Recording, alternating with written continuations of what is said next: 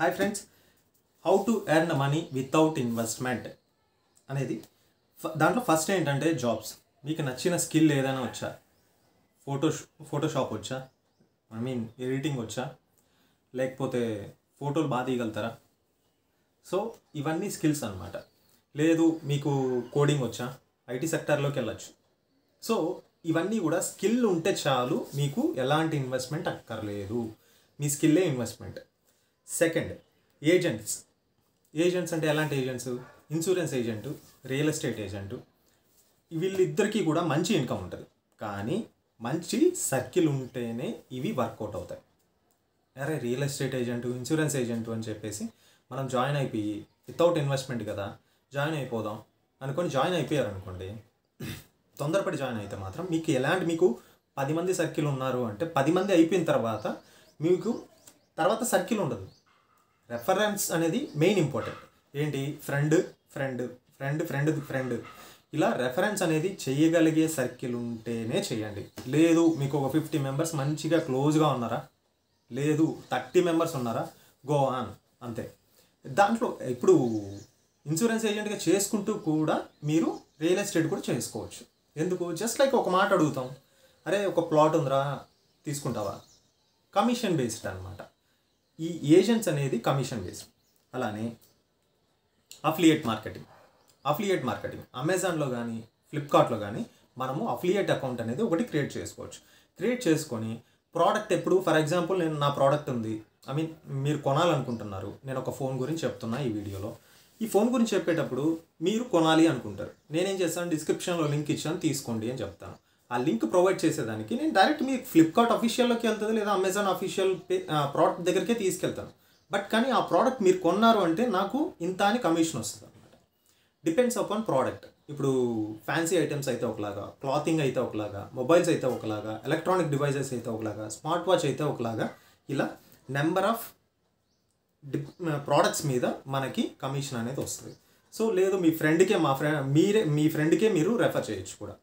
కానీ ఇది కూడా మనకి మంచి సర్కిల్ ఉంటేనే, లేదు ఫేస్బుక్ పేజు, లేదా ఇన్స్టా, లేదు యూట్యూబ్ ఛానల్స్లో మంచి రీచ్ ఉన్నప్పుడు మాత్రమే ఈ అఫిలియేట్ అకౌంట్ అనేది మనకి పనికొస్తుంది.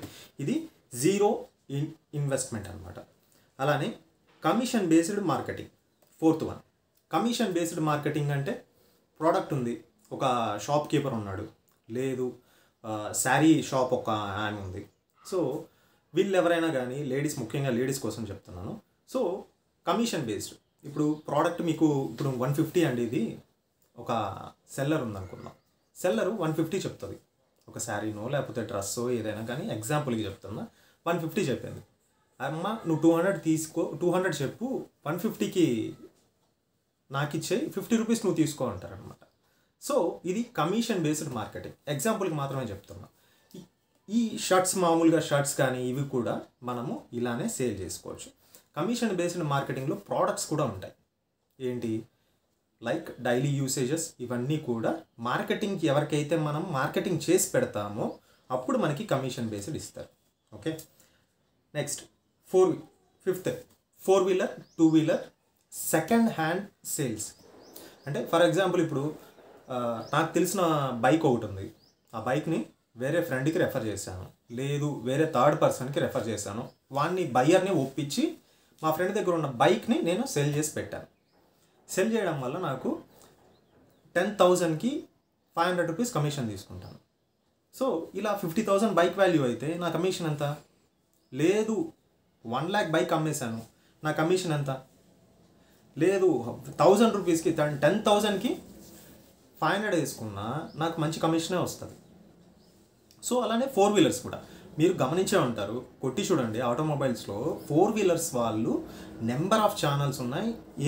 ఏపీ అండ్ తెలంగాణలో ఒక్క కార్ అమ్మితే 10,000 కమిషన్ తీసుకుంటున్నారు. So think about it. అలానే 6th, యూట్యూబ్ ఛానల్ పేజెస్ లేదా ఇన్స్టాగ్రామ్లో ప్రమోషన్ చేయడం. మెయిన్ ప్రమోషన్ అంటే ఏంటి?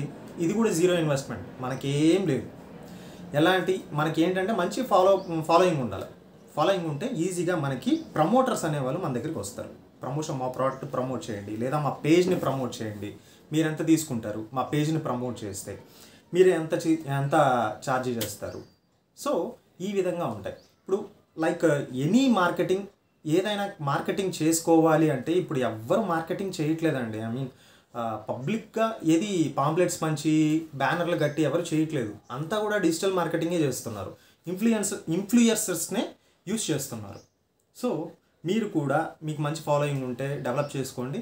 ఫ్యూచర్లో మంచిగా మీకు ఇవి ఎప్పుడైనా సరే యూజ్ అవుతాయి. అలానే 7th, car insurance and bike insurance agents. So కార్కి ఇన్సూరెన్స్ చేయిస్తే మనము ఫర్ ఎగ్జాంపుల్ ఇప్పుడు పార్ట్ టైంగా కూడా తీసుకోవచ్చు స్టూడెంట్స్కి. ఎందుకంటే కార్ ఇన్సూరెన్స్ అనేది తీసుకోవాలి అనుకున్నారు అనుకోండి, మామూలుగా మనము ఫోన్పేలోనో లేకపోతే జీపేలోనో మనకి ప్రోడక్ట్స్ ఇవన్నీ ఉంటాయి. బట్ కానీ పెట్రోల్ బంక్ దగ్గరికి వెళ్ళిన తర్వాత పెట్రోల్ బంక్ దగ్గరికి వెళ్ళి బైక్ వాళ్ళని నెక్స్ట్ కార్ వాళ్ళని తీసుకొని వాళ్ళతో మాట్లాడి మనం చేయిస్తే మంచి కమిషన్ వస్తుంది. సో దీనికి థర్డ్ పార్టీ వాళ్ళు కూడా చాలామంది ఏజెంట్స్ మనకి పెట్రోల్ బంక్ దగ్గర స్టాల్స్ పెట్టుకొని కనపడుతూనే ఉంటారు అప్పుడప్పుడు. లేదా కొంతమంది ఇన్సూరెన్స్ తీసుకోండి సార్ అని చెప్పి చెప్తూనే ఉంటారు. Insurance agents important. Insurance, car insurance కానీ బైక్ ఇన్సూరెన్స్ కానీ ఇది కూడా మంచి కమిషనే వస్తూ ఉంటుంది. అంటే ప్రైసింగ్ అనేది తగ్గుతూ ఉంటుంది, బట్ కానీ మనకు కమిషన్ వస్తూనే ఉంటుంది. సో ఇవన్నీ కూడా ఈ 7 థింగ్స్ అన్నీ కూడా మనకి వితౌట్ ఇన్వెస్ట్మెంట్ వచ్చే incomes. So this is Ravi Shastri. Thank you for watching.